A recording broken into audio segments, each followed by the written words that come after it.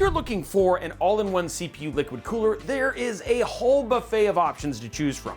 And if you're looking for one on a budget, the options, believe it or not, are just as broad.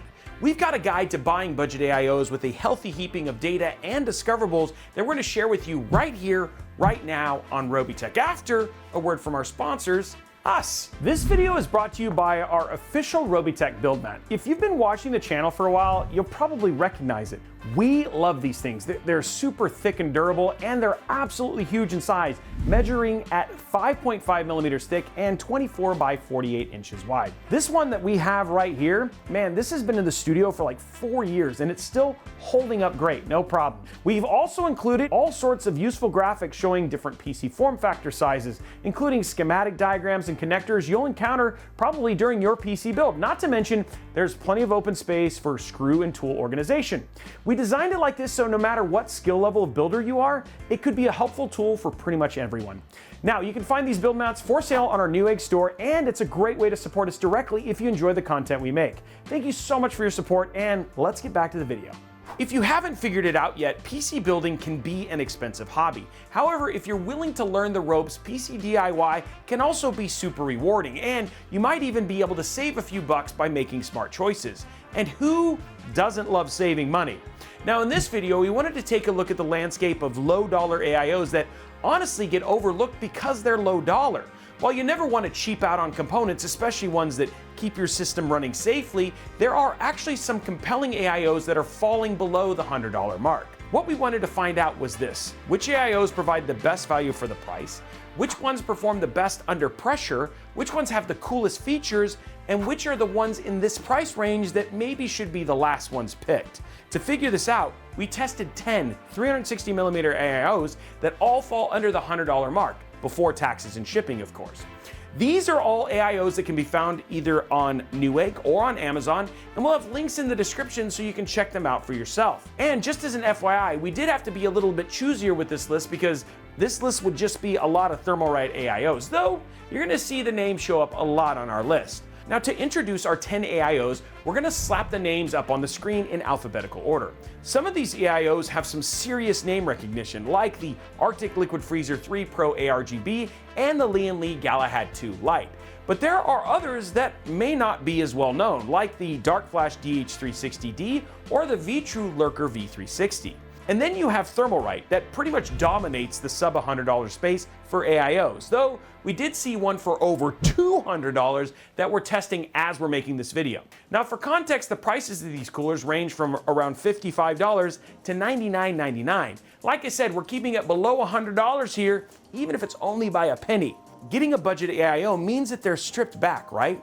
Not entirely. While you might not get the latest generation pump, the flashiest displays, or the highest performing fans, there are just as many features that can be found at this price point, and really, it's up to you to decide what kind of value you give or don't give these things.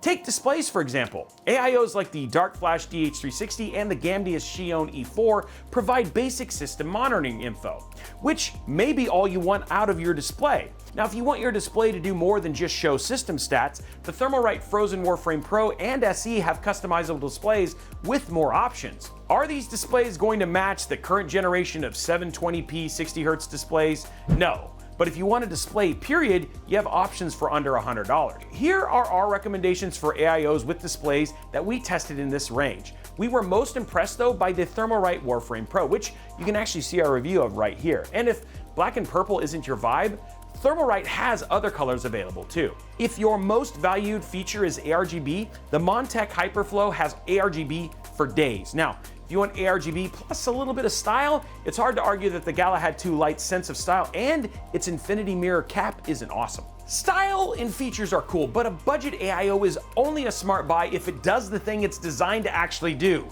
cool your PC. Now, we're gonna slap some charts up on the screen here for our Intel and AMD test benches, both of which are evenly matched in their core components, but with a 14700K repping Team Blue and the 7700X repping Team Red.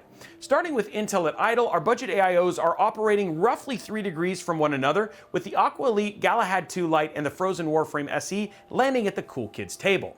But realistically, load temps in gaming are going to be the places that matter most.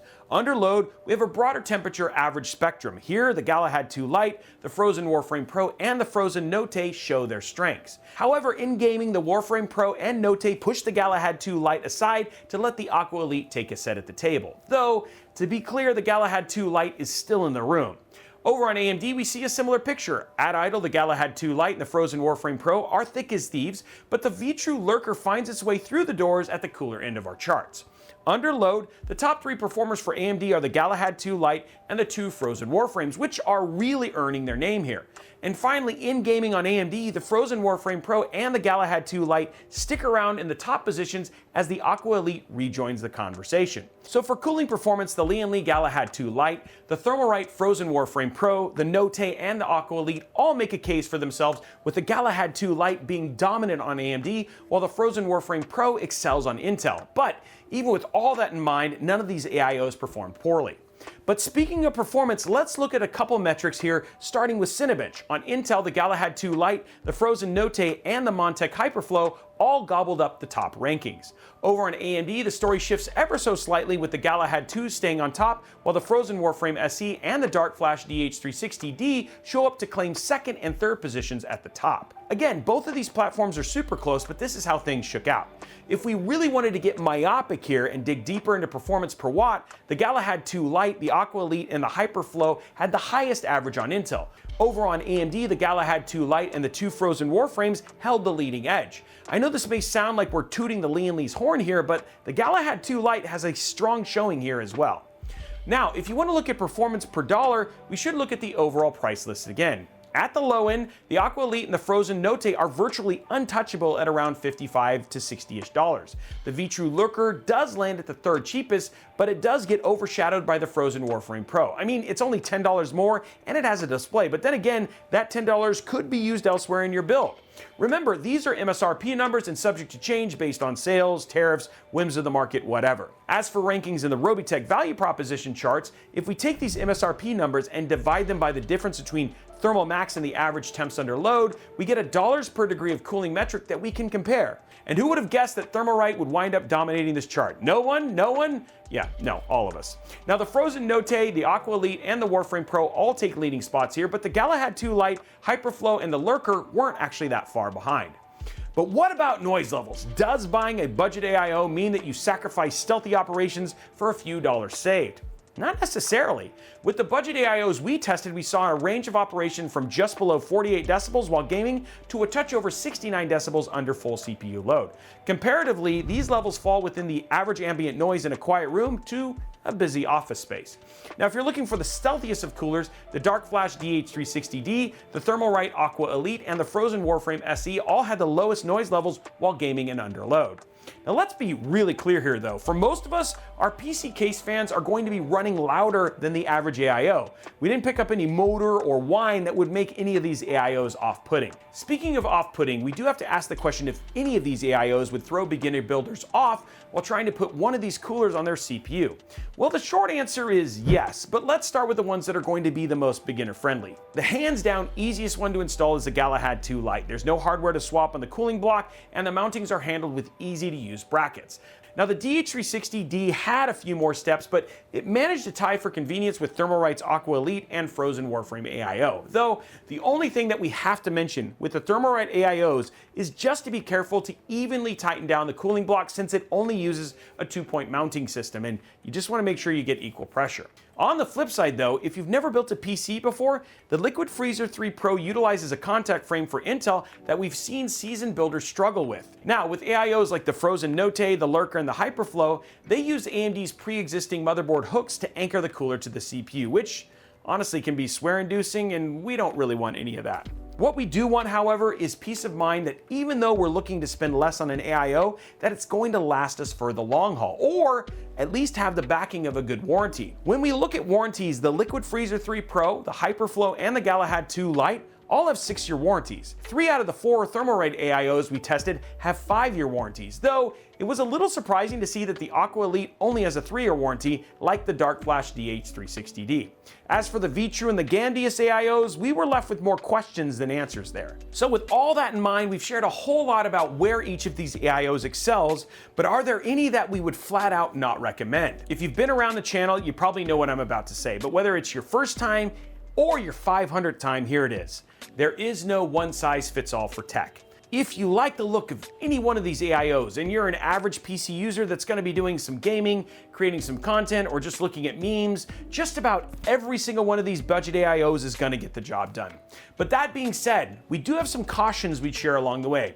If you're a new PC builder, you're probably going to want to steer clear of AIOs that are going to be more challenging to install. If you're someone who wants to do some heavier lifting with your CPU, maybe you're working on some rendering or trying your hand at overclocking, we'd recommend looking at the chart comparisons again, looking at things like temperature, Cinebench score, and score per watt again. But ultimately, the choice is yours, and these are only a few of the options that are out there on the market right now. But we wanted to give you a picture of what's available for under $100 and help you find some options that you may have missed if you weren't looking. So in case you're wondering if it was even possible to find a budget-friendly 360mm AIO, hopefully this video helped you learn a little bit more. If none of these fit the mold of what you're looking for and you want to see some AIOs that are up and coming, you should check out Damien's finds over at Computex, which you can actually find right here.